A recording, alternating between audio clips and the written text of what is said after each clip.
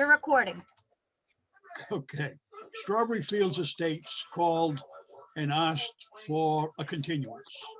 They want the meeting continued to 1/21/2021. Number 2 is Nick Fasandola. He called last week looking for to put a temporary crossing into the solar array at the intersection of Pine and Brook Street. They ordered the concrete culvert, but it won't be delivered until January. And the contractor would like to get the installation and the temporary installation so that he can start working on the project. And that's it. I know that when we left the meeting last time, that Jim said we would make a decision tonight. Okay, let's go back to the first item, that they want a continuation on Strawberry Estates. Let's deal with it now. Marty's here, and Marty Yes. looks like she's ready to talk about it. So let's hear from her before we continue it. Hi, everyone. Okay. Marta Nover with the Beta Group. Since the applicant requested a continuance, we really can't talk about it, but I can give you an update. We did have an on-site on the 10th of December with the applicant's rep in the field. And, we took a look at some locations. They did some additional flagging out there that we need to get out and review. And then we also need to get out into the wetland to review the stream systems within the wetland systems, because the GIS mapping has them as zone A waters to the public water supply. So basically, we left the meeting in the field. The applicant's engineer is going to be doing some redesign based on our comments, and they're hoping that they're going to be able to get it to us in time to review for the next meeting. That may or may not happen based on what they indicated in the field. So they may have to continue the next meeting, but we'll see. We'll see. So we've only had the on-site meeting, and they need to go and respond to our comments in writing and in plan changes. So. Okay. And just to be clear, Marty is here tonight to listen to a different part of our agenda. Right. Now, what has anyone decided what they want to do with this temporary entrance to the Brook Street solar array? I thought that the last meeting that we said that they couldn't do anything. They had to have that culvert in place, and that we wouldn't give them a temporary because it was so wet out there. And now with the snow and everything else, they're not even going to get near the place without making a mess of the wetlands. Well, if that's the case, then we don't have anything to consider with that tonight. I mean, that's the end of that. Am I right that we said that they couldn't do it? They couldn't do it because the order of conditions said that they had to put the culvert in, and they did not come to us with a legitimate proposal to make a change. It was just sort of a feeling out, and we said no. I came away from that with a different feeling, but that's fine with me. I'm not. I wasn't happy that they were going to. We would even think about allowing temporary access. So, I think what happened was I recall. Evan, go ahead. What I recall from that meeting was they came to us informally and asked a series of different questions on what we thought or what the board thought, and then it was determined that wouldn't be a good fix to the problem. So that's the way I said it. We said, no, wait till your culvert is in. I mean, you had 6 months or longer to do it, and they dallied, and so that's their problem. I don't have a problem with that, not at all. Okay, I so, don't either. and they don't have an official request to do anything anyway. So let's just say, unfortunately for them, that they're gonna have to wait. Okay. The number 3 Okay. is Dennis Murphy. He's an attorney with Hill Law, and that's the same firm that challenged the last applicant's attempt to develop the parcel on Somerset Ave. He mailed me recently with an interesting proposal. It seems that the Conservation Commission is a direct abutter to Strawberry Hill project. The parcel lot number is 0090059 and 5 more zeros. It's owned by the Concom, and as an abutter, we have the right to appeal the Zoning Board of Appeals decision to approve the project. The appeal window ends at 12/29/20. So it would seem that we need to make some kind of a decision tonight. So And, if we appeal, what that's going to essentially say is, we want them to follow our bylaws. Well, I don't know how the appeal is going to go, but it's going to be a legal battle. We have to get legal representation, the town attorney, and I'm pretty sure that's the way it goes. If Dennis is on, I'd like to hear from him. Yes, hi, Charlie and everyone. If you want me to just tell you about the project and the permit, I'm happy to do that. If you want to talk about anything that involves an appeal, then my legal recommendation would be to go into executive committee, because that has to do with litigation, and it probably shouldn't be on YouTube and discussed in front of the public. So I leave that up to the commission. Okay. So okay, if we did go into an appeal, we would be talking and requesting what in our discussion? Jim, that's a great question. And, I don't want to give legal advice in the public like this. So, I don't know if the board is familiar with how to go into executive session. All you have to do is take a roll call vote and decide whether you're going to come back to public session. If you don't want to do that, that's fine. I don't know what would be the outcome of an appeal. My only observation, which came very late in the process, is that the commission owns 20 acres and is a direct abutter, as Charlie mentioned, to the project site. And so has a different interest other than just the fact that your bylaw has been waived. You also own the adjacent property, which was given to you in 2002. And I'll quote from the deed: "For the promotion and development of the natural resources and for the protection of the watershed of the town of Dayton." So that 20 acres is in your possession and your stewardship and custody and care.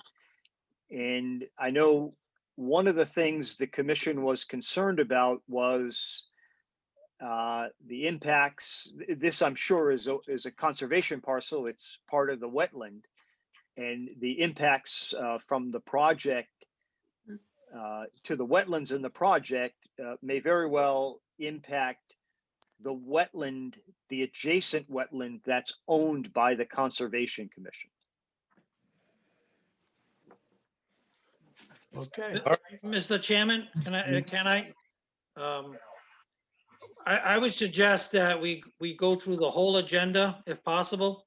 And then at the end, if the board wanted to go into executive session to discuss this and not return. That's exactly what I was gonna suggest. That seems the way to go. So then by that time, we will shut down the cameras and the video, and then we can deal with it. And That's correct. Yeah, that's the way Dennis, we gotta do it. Charlie has all your information, so he can get back to you tomorrow. Okay, thank you very much. Thank you. Good night. all. Charlie, you have Thank anything? Well, the next Okay. part of the agenda deals with Paul Duart on Hart Street. Sylvia. The last 3 rainstorms have sent a lot of silt-laden runoff into the ponds on Bill's property. There's no doubt that the silt-laden runoff is coming from his Duart's property. Sylvia. Several of the photos that Bill texted me showed the silt-laden runoff in the ditch along Hart Street, while the water runoff on the street is crystal clear.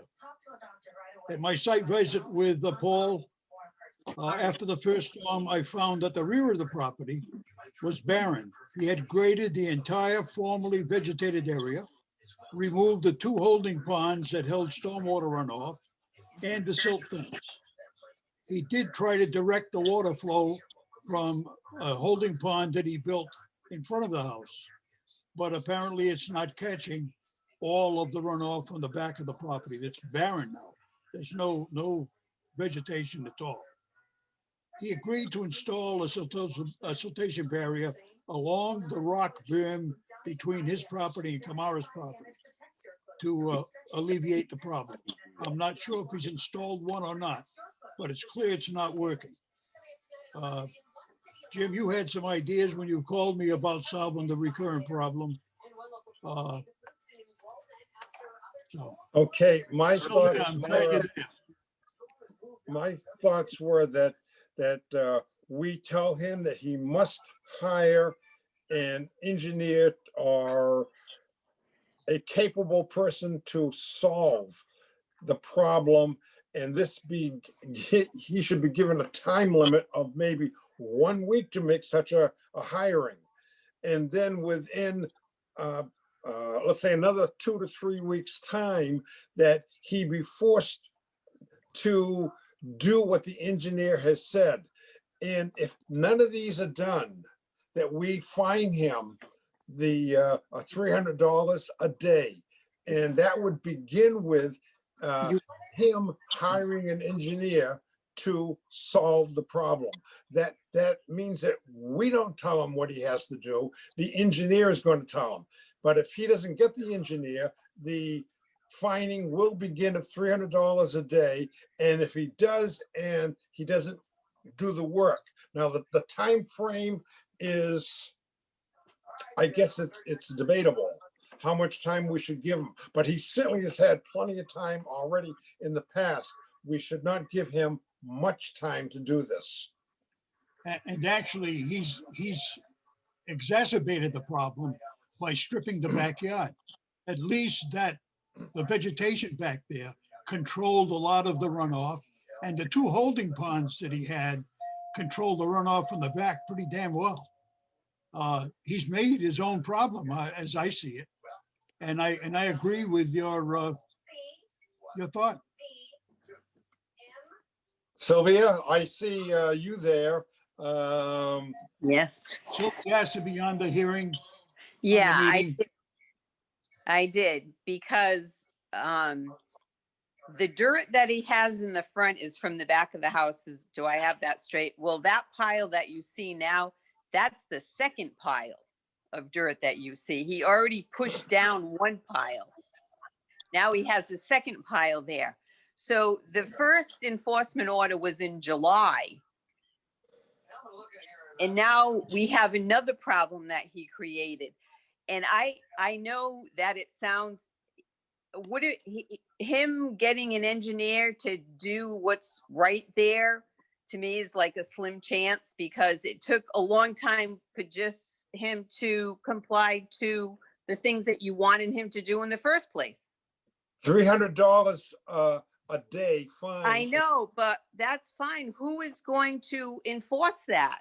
That's what I don't understand. Who's going to get the $300 for him? What repercussions does the Conservation Commission have to get that money? And who, and you know, I don't know. That to me sounds like, it sounds good on paper, like they say, but how is it going to be enforced? And it's just terrible here. You see the pictures that we sent, and it's hard to make someone care about damaging other people's property. Charlie, okay, so that's in our bylaw. It's already in the, I guess, was it the soil board too, should be aware of this, that, doesn't it go on into the, not into taxes, but wouldn't it be, charged to him via the assessor or someone in the office? Well, the fee collection, it would be done through our town attorney. Town attorney. Town attorney. I mean, the original enforcement order had a provision that he hire a consultant. He did not hire a consultant, but he made all kinds of tries to prevent runoff. I have to give him credit for that. And he finally seemed to have succeeded until now. Now he just made it really, really worse. Oh, my God. And Yeah, he opened. It's going down all across his neighbor's property. It's going down to the vernal pool now. It's going down to the salt marshes at Broad Cove. It's just like spreading everywhere. He's spreading his wealth. Okay, what is the, what are other So commissioners? I don't know. I don't know. I'm for sending him a letter, giving him 7 days to hire a consultant to solve the problem. And he must notify us who the consultant is. And if he doesn't, fines will begin, let's say, within 7 days. It'll begin then. And we give this letter to the selectmen. We give it to the soil board, and The then thing we is, go from there. can I ask a question? When was the original enforcement order issued? Like how the original one is so many years and then another one, because he's been building this house for a long time. I don't remember, Sylvia. Yeah, so how many years? How many years he's did had an enforcement Two order? enforcement orders. And the What? dates, okay. He's had 2 enforcement orders. Two The of first them? one, yes. The second one is in force right now. The second one is in force right now. And So that's the one that how long- required, How long do they last? Is it like 2 years, 5 Indefinitely. years? Indefinitely? To the best of my knowledge, it's indefinite. They're Or talking about until a certificate of you compliance is know received. when first original order of conditions. When was the first order of conditions issued? the first order of condition was issued when he applied to build on the property. When was that? How many years ago was that? How the hell do I know? Right now, my computer screen is filled with you, Sylvia. I know. I can't So- access anything else. It seems like it's been a long time ago. Well, when he first started building the house, there was no problem. No, not when you put in cement, no. You know, and even he had the problem essentially solved until he just reopened up the back. Yeah, so and- can we and brought find fill out? in. So he's creating more of a problem, and this is what we can't permit. Him Sure. creating more problems. I know. You know, he solves one and then creates more.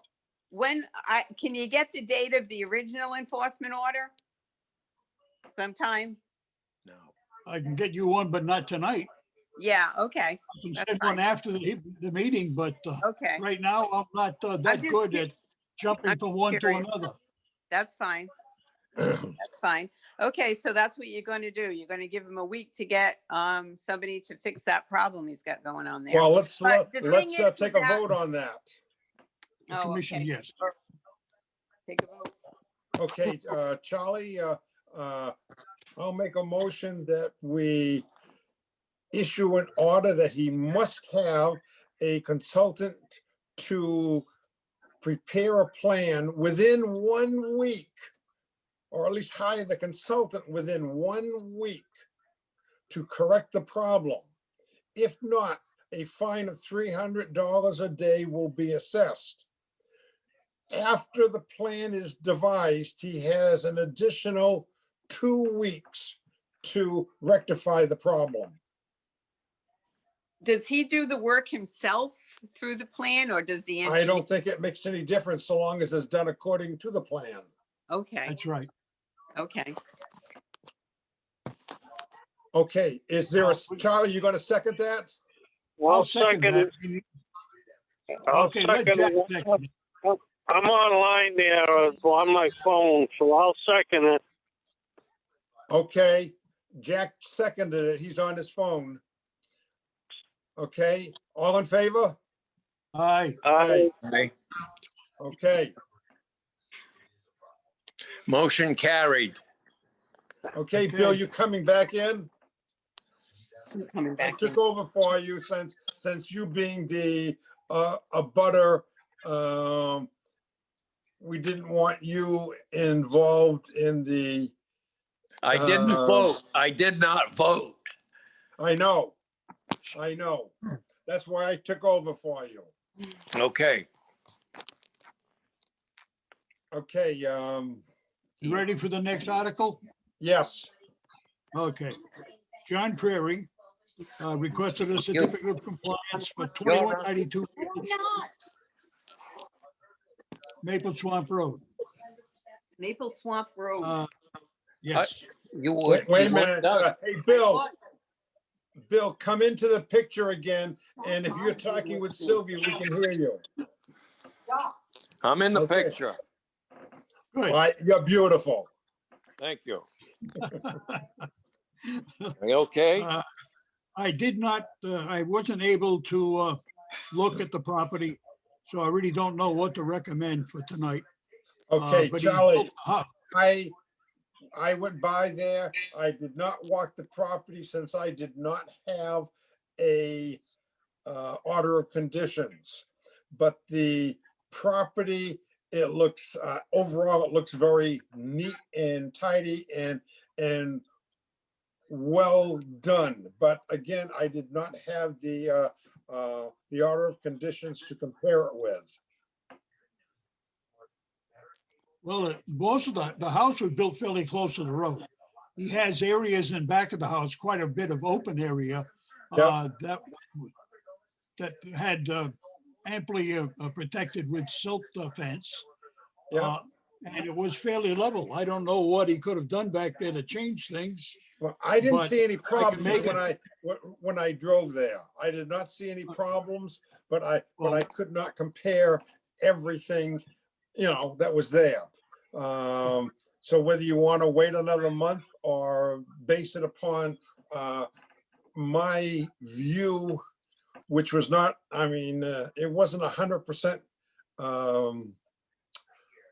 look at, but the property looked very good. Well, a drive by is all right with me. Okay. All right. Someone want to make a motion? Or shall I make the motion? You make it. Okay, I make a motion that we issue a certificate of compliance to John Prairie for the lot on Maple Swamp Road. I'll second it. All in favor? Aye. I, Opposed? Motion carries. Okay, next on the agenda, we received two invoices from Beta. The first one was covered, let's see, September 1st to October 20th. October 2nd, I'm sorry, 2020. We need to pay the invoice.